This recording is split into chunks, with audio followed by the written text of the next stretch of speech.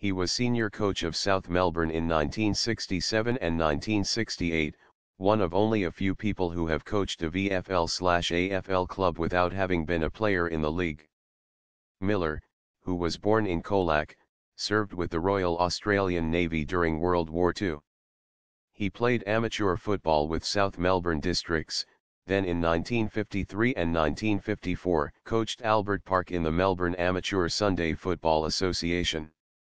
After steering Albert Park to a premiership in 1954, Miller was coach of the South Melbourne Thirds, under-19s. In Miller's 7 years as coach, from 1955 to 1961, South Melbourne finished in the top 5 every season and won a premiership in 1956. Over the next few years he was a coordinating coach for South Melbourne and served on the committee, before returning to the under-19s for another season in 1966.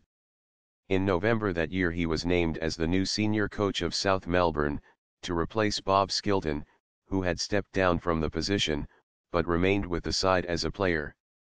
Described as a strict disciplinarian and a good tactician, Miller had a good start to his VFL coaching career, with South Melbourne securing 3 wins in the opening 4 rounds of the 1967 season.